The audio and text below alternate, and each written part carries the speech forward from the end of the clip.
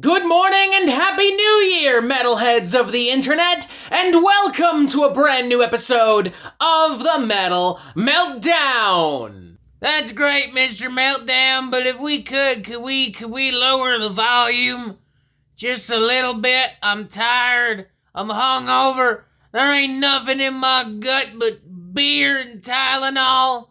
I'm just not feeling it today. I'm tired, I'm hungover, and I'm willing to bet every single dollar that was supposed to be my ex-wife's alimony that everybody watching this video feels the same way. So for once, for just this one time, can we be a little quiet?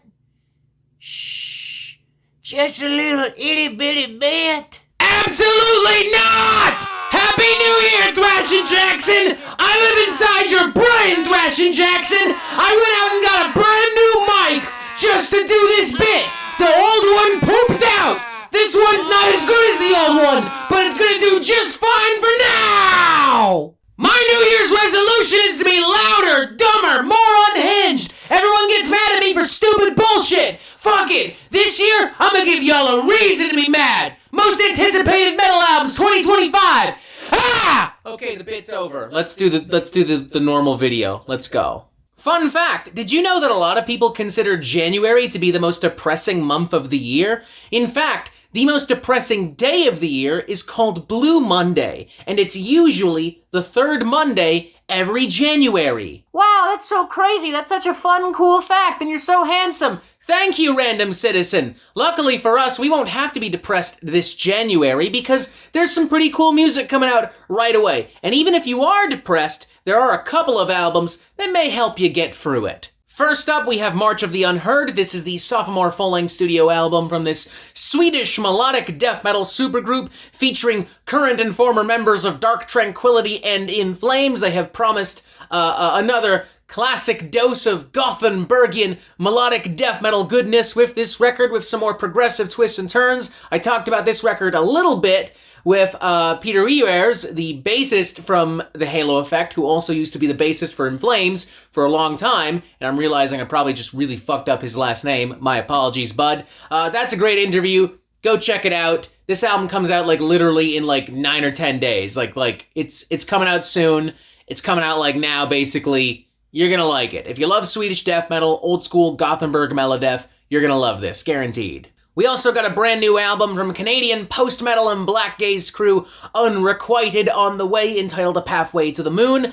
I was a real big fan of their previous album, Beautiful Ghost, back in 2021. I really love its more dreamy, romantic, lovey-dovey and expressive take on post-black metal and black gaze, you know? It has a really beautiful, full-bodied sound and vibe and atmosphere to it. So I think that'll be great to kill any potential winter January blues that are on the way. And we have some more emotionally charged post-black metal and black gaze, this time from Austrian crew Harakiri for the Sky, coming at the same time. Brand new album Scorched Earth. I think it's their first album in 4 years or so. That should be great. They're pretty well known for writing some pretty fantastic stuff, putting out some pretty fantastic stuff. I'm trying to arrange an interview with one or two of the guys from Harakiri. So best of luck, fingers crossed. Here's hoping that I didn't just jinx myself by saying this out loud. And after all that, at the end of the month, we've got a brand new album from Iranian heavy metal crew Confess, entitled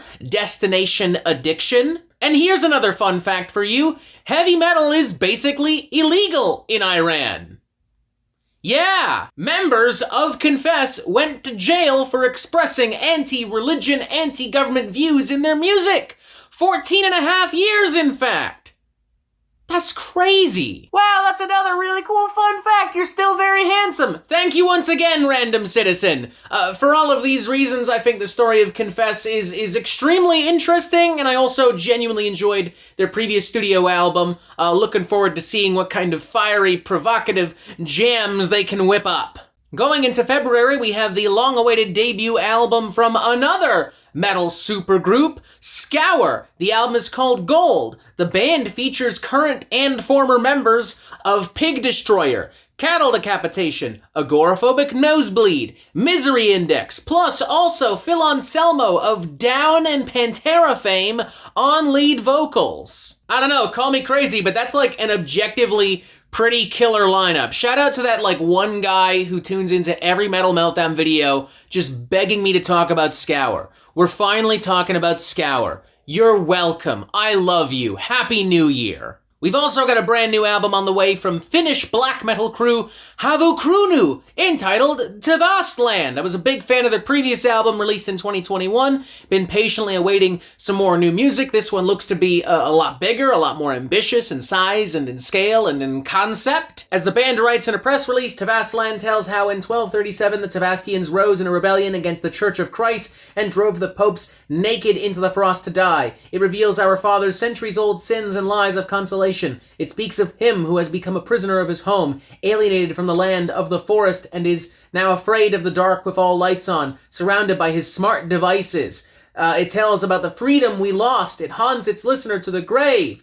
Wow, that's a lot. That's big. That sounds very black metal. Sounds pretty cool. And then, right after that, as we head into March, we have the Bionic Swarm sophomore album from progressive thrash metal group Cryptosis from the Netherlands. These guys have been kicking around for a bit. They put out an album in 2021, Bionic Swarm, put out an EP in 2023, Silent Call. I'm a big fan of their super technical, progressive, sci-fi thrash metal sound, very reminiscent of Vector, kind of fills the void left by Vector quite nicely. Looking forward to this album. And you know what? I'm kind of pumped for that new Arch Enemy record. Honestly, this might not sound crazy to some of you. Arch Enemy are obviously a very big, very successful, very influential Swedish melodic death metal crew. But, lately, at least on the Metal Meltdown Discord channel server, a lot of motherfuckers been talking mad shit about Arch Enemy. Just straight up. I don't get it, but I don't need to get it. Doesn't matter. I have really enjoyed the singles that I have heard thus far from Blood Dynasty. They're a little dirtier, a little meaner, a little thrashier, even while still retaining all of those melodic and epic elements and ideas. Maybe I'm crazy, maybe I'm in the minority, but if that is the case, so be it. I'm pumped for Blood Dynasty. Don't at me. Or maybe do. Let's fight about it. I don't give a shit anymore. Then after that, we have the great filters from French progressive death metal crew Fractal Universe. No doubt it'll be very insightful and philosophical and grand and epic and filled with saxophones and proggy techie death metal goodness. I'm not entirely sure when exactly it is supposed to come out for realsies because their social media says early April, whereas Bandcamp says early March. Someone's lying. These can't be true. These can't both be true at once. Okay, well, I guess in theory it could be released digitally in March, and then physical copies come later on. That makes sense now that I say that out loud. Whatever. New Fractal Universe. It's gonna be really good. I really like their last couple of records. It's gonna be good. One of my favorite modern metal bands, Imperial Triumphant, is set to release a brand new album in 2025 as well. We know that it's called Gold Star. We have heard a few songs from it, some singles and such. Other than that, we don't have a lot of info. But you know what? I don't need a lot of info. That's fine. That's enough. That's plenty. I think that they're one of the most innovative and ambitious metal bands out there today. I love their blend of death metal, black metal, avant-garde, and weird experimental jazz. They've done so many weird collabs and so many crazy projects. Their last two albums, Alphaville and Spirit of Ecstasy, were not just my favorite albums released in those respective years, but I also gave both albums 5 out of 5 scores. I very rarely give out 5 out of 5 scores. Like that's a rare thing to see on the Metal Meltdown. I very happily dished out 5 out of 5 scores to Imperial Triumphant on 2 occasions. That should tell you all you need to know. That's it. That's it. I'm pumped. I'm hyped. I'm ready. Let's go. Gold Star. Let's fucking go, baby. I haven't seen too many people talk about it, but I'm really pumped for the Hero of the Lost, sophomore studio album from American atmospheric black metal crew Ahem Cara. This is their first album released in just under a decade. It also now features Austin Lunn, the mastermind behind Panopticon. We don't have a lot of info about the release date or if we'll hear any singles or anything like that, but we do have this press release, an emotionally charged and fiercely personal record. The Hero of the Lost takes the Ahem Cara sound in a more complex and tormented direction, encompassing encompassing existential rage, nihilistic despair, and all in between. The album integrates the expansive reach of the Cascadian black metal sound with the densely detailed savagery of classic Emperor and the aching melancholy of early Anathema to produce a deeply involving journey of genre-transcending atmospheric metal. That sounds great. I love it. I'm sold. Hell yeah. And of course, there are tons of bands that are working on new music right now, and we know, or at bare minimum, we can very safely assume, that we will hear those albums in 2025. For example, American post-metal black gaze crew Death Heaven, one of the most controversial and divisive bands in modern metal, in modern rock really, very likely to release a brand new album in 2025. Whether or not it follows the same direction as Infinite Granite, or goes back to something like Sunbather, or New Bermuda, or finds some kind of sweet spot in the middle, I don't know. Maybe it'll be something else entirely. I really don't know. I do know that they were signed to Roadrunner Records last year, and they've been quietly working on something ever since, so fingers crossed, I can feel it. Let's fucking go. We also know that American death metal crew Sanguisugabog has begun writing and recording a brand new album, which we'll probably see closer to the end of 2025, but I think we'll see it nonetheless. I really enjoyed Homicidal Ecstasy. I thought it was a big step up for the band.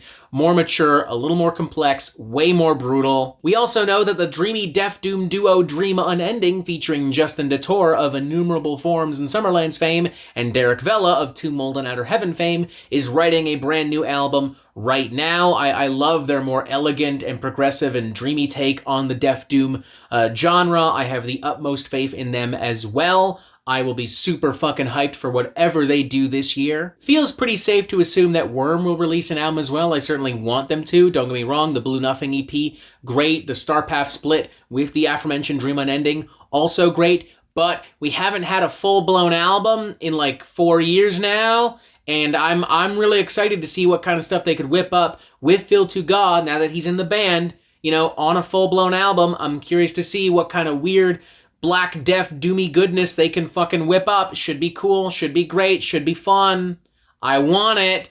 Give it to me, please and thank you. Max Cavalera has also confirmed that he is working on a brand new Soulfly album right now. Normally that information wouldn't interest me at all, to be brutally honest with you, but he has promised a more tribal kind of old school sound, a return to form of sorts for Soulfly. That could be kind of interesting.